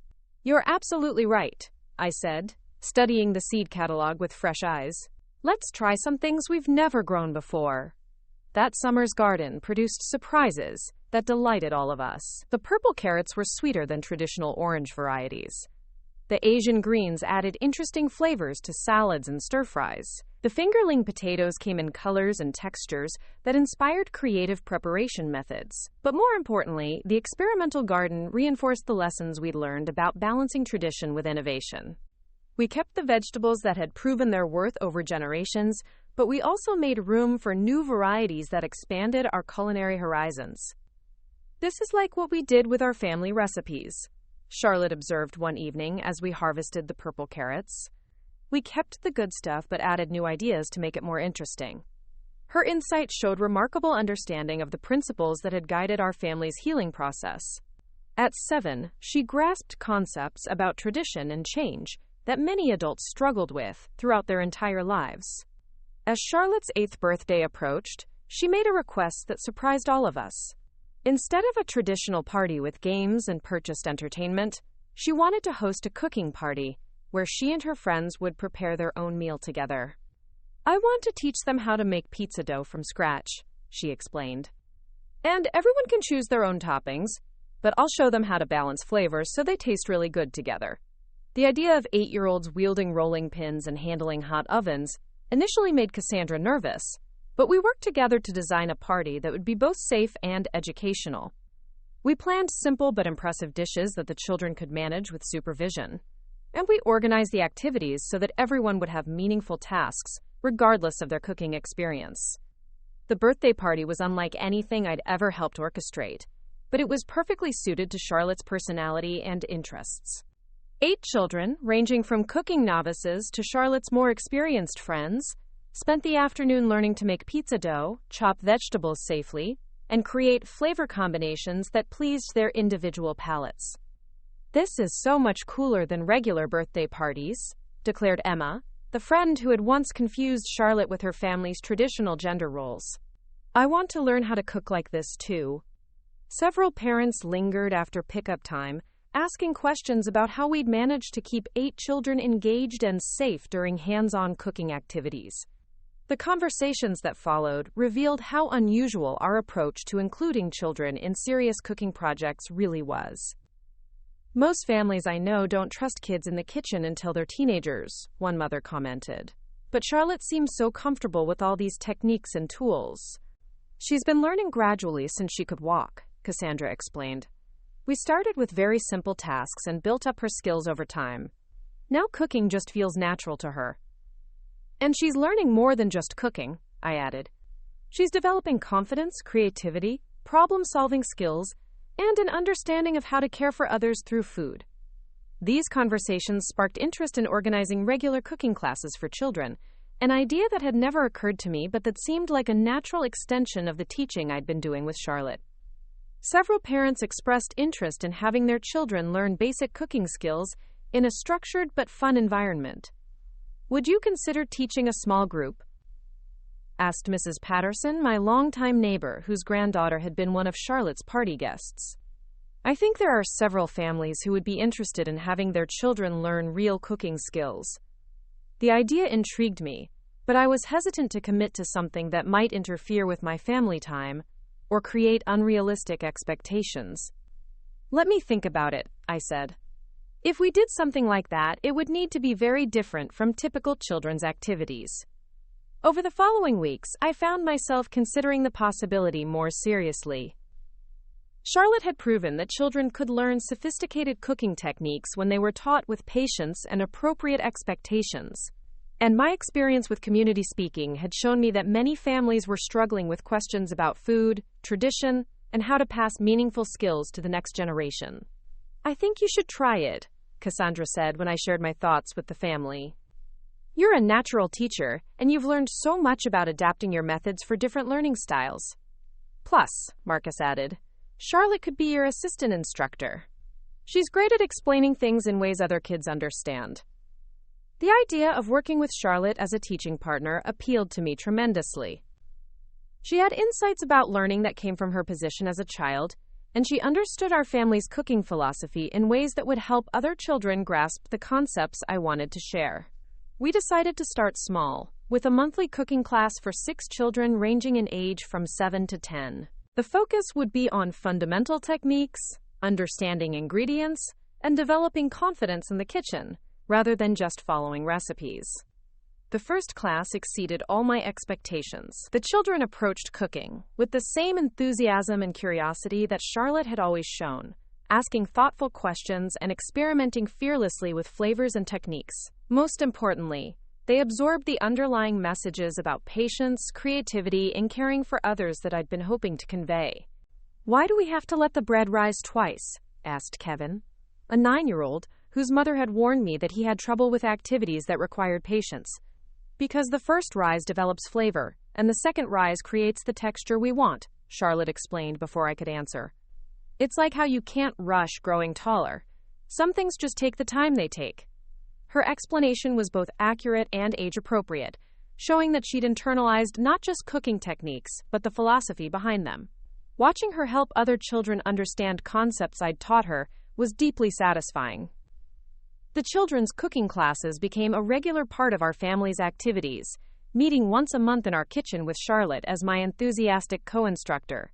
Word spread through the community, and we soon had a waiting list of families interested in having their children participate. But more importantly, the classes reinforced everything our family had learned about the value of sharing knowledge, rather than hoarding expertise. Teaching these children wasn't just beneficial for them, it helped Charlotte solidify her own understanding and gave me new perspectives on familiar techniques. I learn something new every time we teach a class, I told Cassandra one evening after a particularly lively session on bread making. These kids ask questions I never would have thought of. Like why flour feels different when it's sifted versus when it's not, Charlotte added, referencing a question that had led to an impromptu lesson on gluten development and texture. As Charlotte's 8th year progressed, she began expressing interest in more complex cooking projects.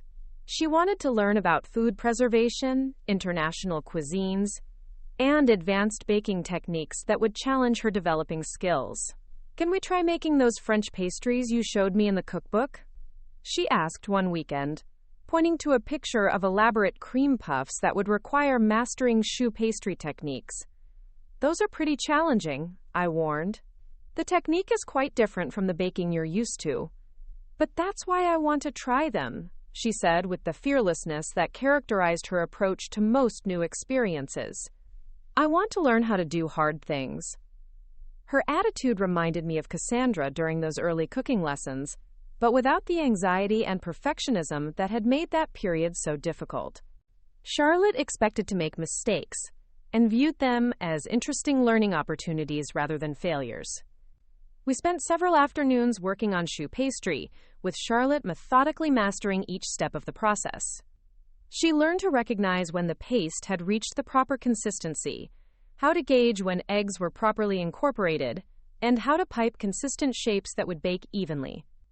The cream puffs that finally emerged from our oven were nearly perfect, golden and puffy, and ready for filling with the vanilla pastry cream she'd also insisted on making from scratch.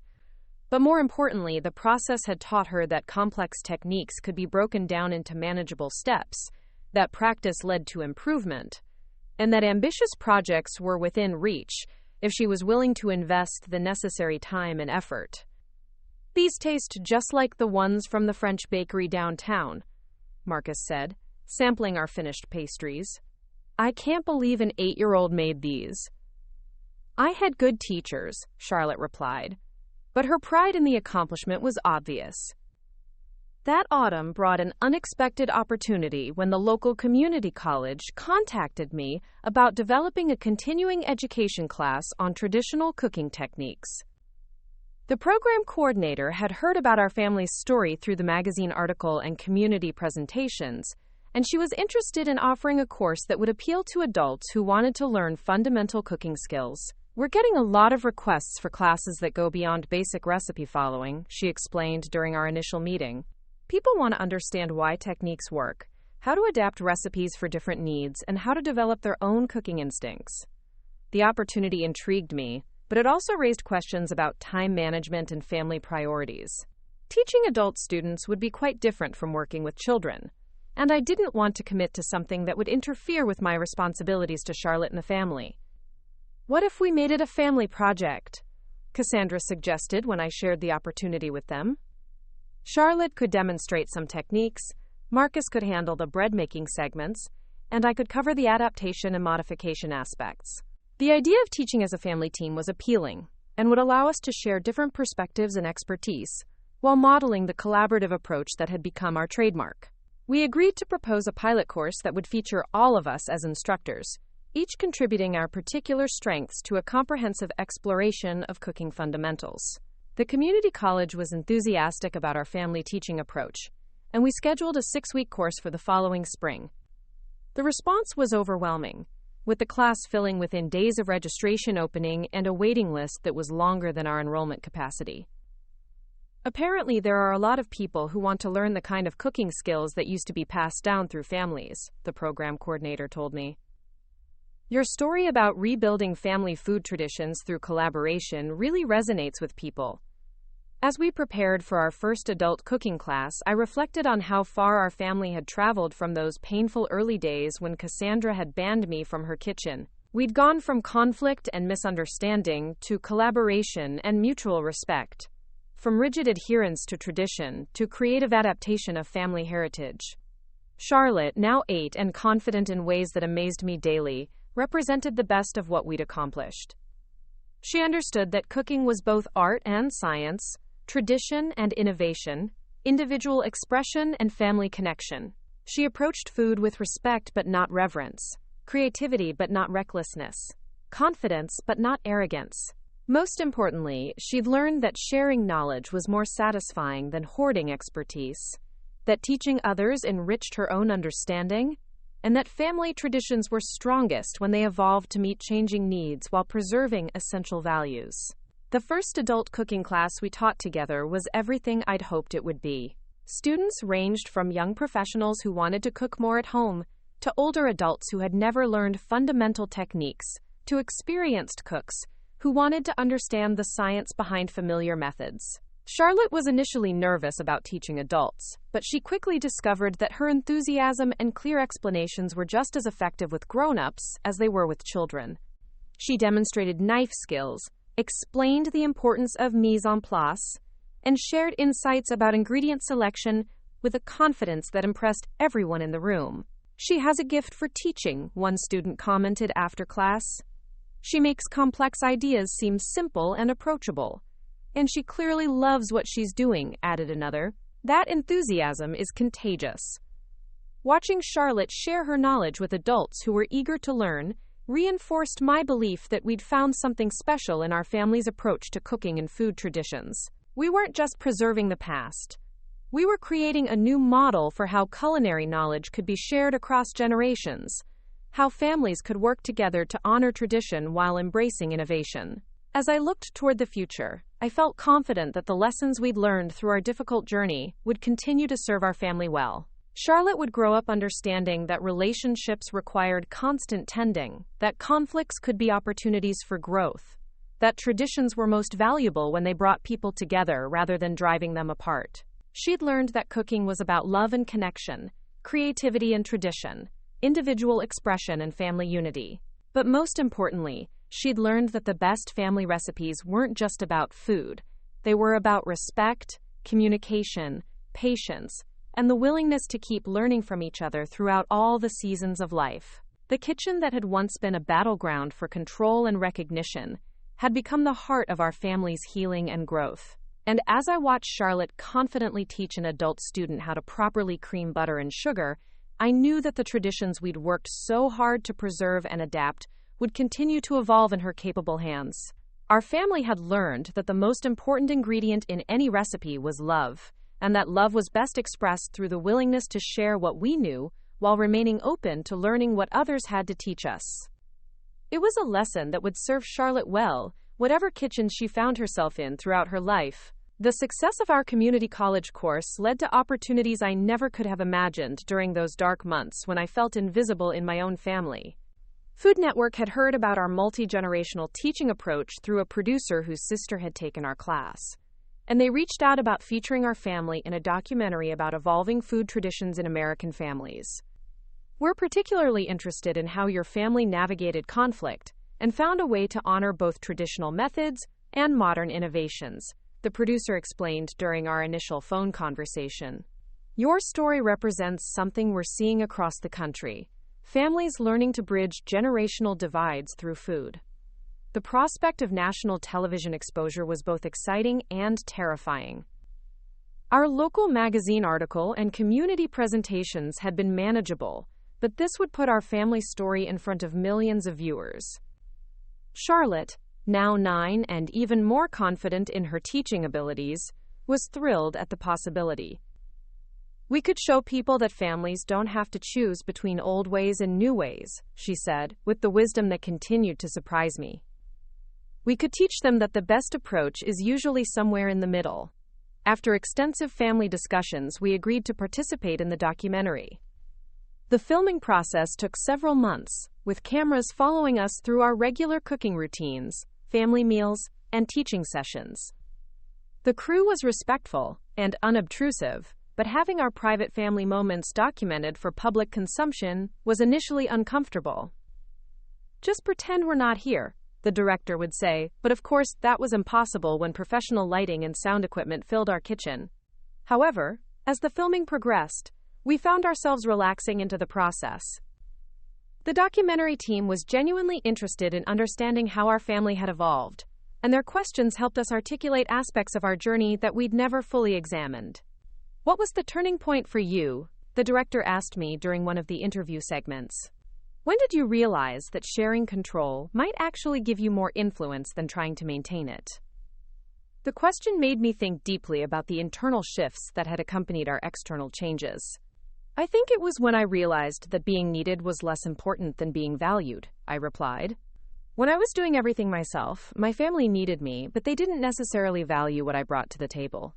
When I stepped back and started teaching instead of just doing, they began to appreciate not just the results but the knowledge and experience behind them." "And what about you, Cassandra?" the director asked. "When did your perspective on family traditions change?" Cassandra considered the question carefully before answering. "I think it was when I realized that rejecting tradition completely wasn't actually independence. It was just another form of limitation. True independence came from understanding traditional methods well enough to adapt them thoughtfully for our family's needs. Charlotte's segments were perhaps the most compelling, as she demonstrated techniques and explained concepts with a clarity that impressed the entire production team.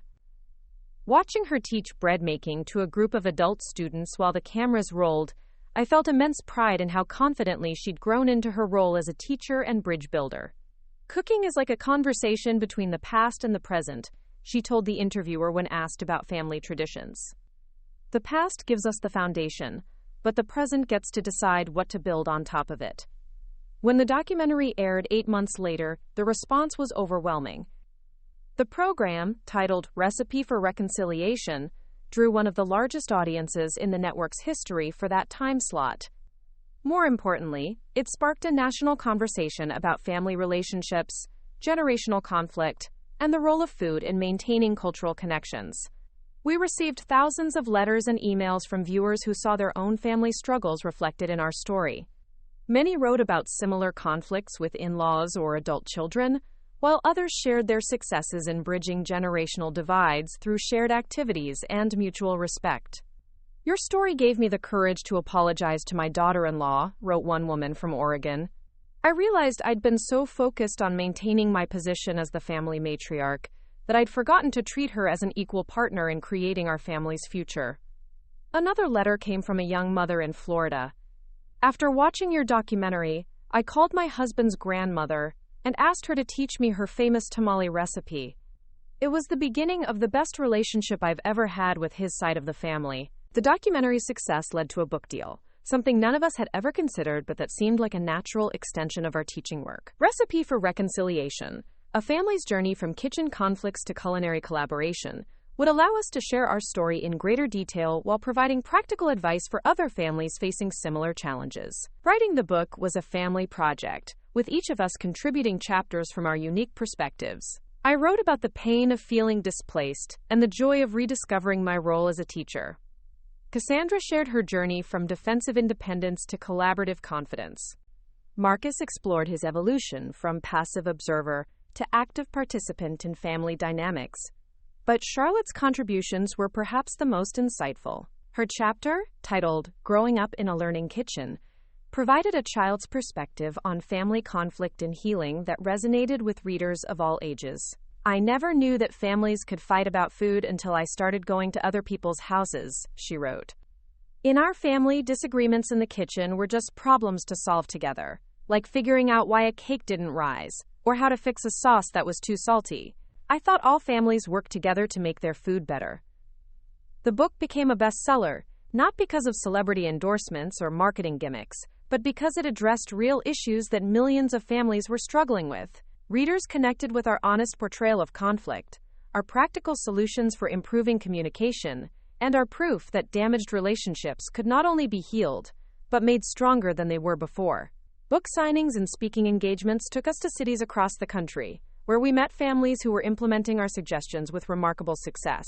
A grandmother in Phoenix had started teaching cooking classes with her teenage granddaughter after years of feeling excluded from the girl's life. A young couple in Boston had convinced their parents to participate in monthly cooking exchanges that had transformed their holiday celebrations. We've gone from dreading family gatherings to looking forward to them, one mother told us after a presentation in Chicago. When everyone has a role in meal preparation, nobody feels taken for granted or left out. These conversations reinforced our belief that food conflicts were rarely just about food. They were usually symptoms of deeper issues around respect, recognition, control, and belonging. Families who learned to collaborate in the kitchen often found that their improved communication and cooperation extended to other areas of their relationships. Charlotte, now 10, and increasingly sophisticated in her understanding of family dynamics, had become a popular speaker in her own right. Youth organizations and schools invited her to talk about conflict resolution, intergenerational relationships, and the importance of preserving family traditions while allowing them to evolve. The thing about traditions is that they have to stay alive to stay meaningful, she would tell audiences of children and adults. If you just do something exactly the same way forever without thinking about why you're doing it, it stops being a tradition and becomes just a habit. Her insights consistently impressed adult audiences. But I noticed that she communicated most effectively with other children who were dealing with family conflicts or feeling caught between different generations' expectations. Sometimes adults forget that kids can see things they can't, she explained to me after a particularly successful presentation to a group of middle school students.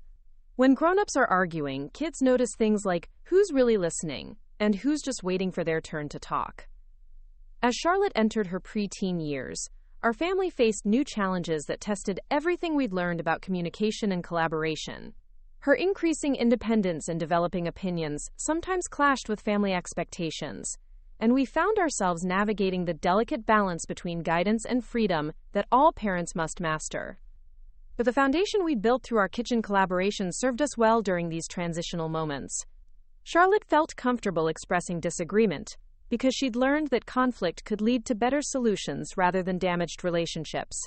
She understood that family rules and traditions could be questioned and modified without being completely abandoned.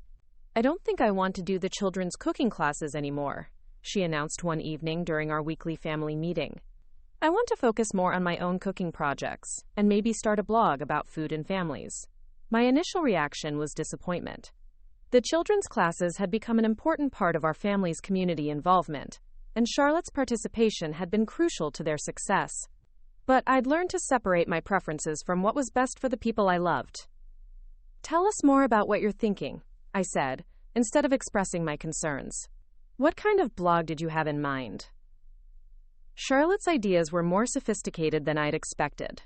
She wanted to create content that would help other young people navigate family food traditions, deal with dietary restrictions and cultural differences, and develop confidence in the kitchen regardless of their family's cooking background. "There are lots of kids whose families don't cook together like we do," she explained. "They want to learn, but they don't know where to start, and their parents are too busy or too intimidated to teach them."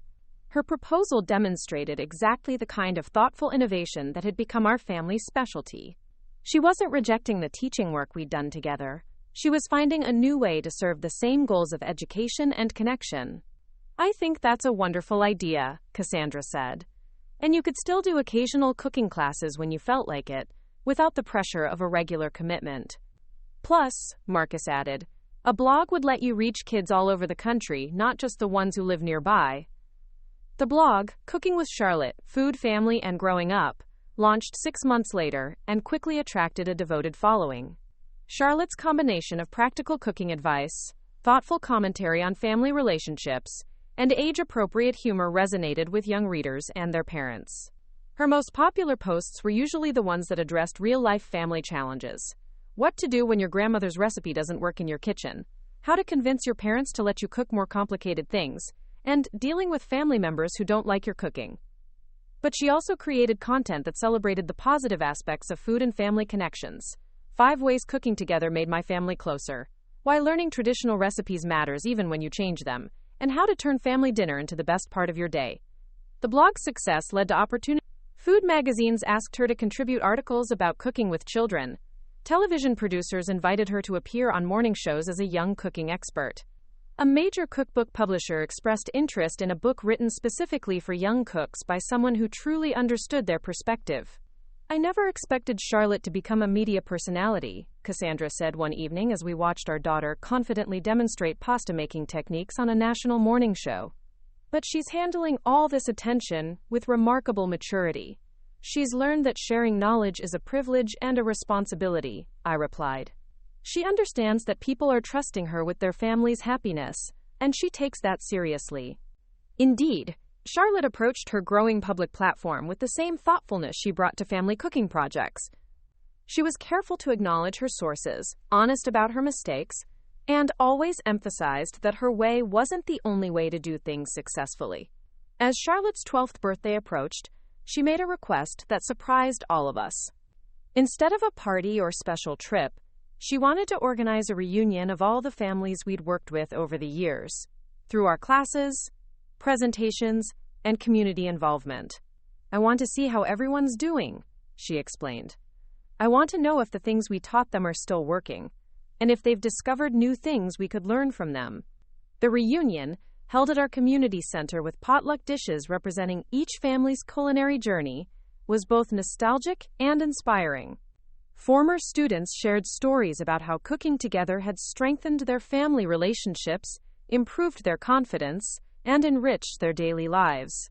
Mrs. Patterson's granddaughter, now a confident teenage baker, brought elaborate cupcakes decorated with techniques she'd learned from online tutorials. The shy 9-year-old who had struggled with measuring ingredients in our first children's class was now teaching his younger siblings and helping his single mother prepare family meals. "You didn't just teach us to cook," one parent told me during the reunion. "You taught us how to be a family." Our kitchen used to be a place where I worked alone while everyone else waited to be fed. Now it's where we connect with each other every day. Another mother shared how their family's cooking collaborations had helped them navigate her daughter's diagnosis with celiac disease. Instead of seeing dietary restrictions as limitations, we learned to see them as opportunities for creativity. Charlotte's blog post about adapting family recipes for food allergies literally changed our lives. These conversations reinforced my understanding of how profoundly food experiences can impact family relationships. When families learned to work together in the kitchen, they developed skills that serve them well in all areas of life: communication, cooperation, problem-solving, and mutual respect. But perhaps most importantly, they learned that traditions were strongest when they evolved to meet changing needs while preserving essential values. The families at our reunion weren't cooking exactly the same dishes or using exactly the same methods we taught them, but they were all creating meaningful food experiences that brought their families closer together. As I reflected on the journey that had brought us to this point, I realized that the conflict that had initially threatened to destroy our family relationships had actually become the foundation for something much stronger and more resilient than what we'd had before. The pain of feeling excluded and undervalued had taught me the importance of clear communication about needs and expectations. The struggle to find my place in a changing family dynamic had helped me discover that influence based on mutual respect was more satisfying than control based on dependency. Cassandra's determination to establish her independence had ultimately led her to a deeper appreciation for family wisdom and tradition. Her professional skills and modern perspective had enriched our family's approach to problem-solving and adaptation. Marcus's growth from passive observer to active participant had strengthened not just our family relationships, but his confidence as a father and partner. His willingness to learn new skills and take on new responsibilities had made him a better husband and a more engaged parent. And Charlotte, growing up in an environment where conflict was seen as an opportunity for growth rather than a threat to unity, was developing into exactly the kind of person I'd hoped she would become. Confident but humble, creative but respectful of tradition, independent but deeply connected to family. The kitchen that had once been a battleground for control and recognition had become the heart of our family's healing and growth. More than that, it had become a model for how families could navigate the challenges of modern life, while maintaining the connections that made those challenges worthwhile. As the reunion wound down and families began gathering their belongings and saying their goodbyes, Charlotte approached me with a serious expression that I'd learned to recognize as her important conversation face. "Mama Wilma," she said, "I've been thinking about what I want to do when I grow up, and I've decided that I want to be a family therapist who specializes in food-related conflicts." The announcement shouldn't have surprised me given her obvious gifts for understanding and mediating family dynamics, but it did. At 12, most children were still exploring possibilities, rather than making firm career decisions. "That's a very specific goal," I said. "What made you think of it?" "All these families tonight," she replied, gesturing toward the departing reunion guests.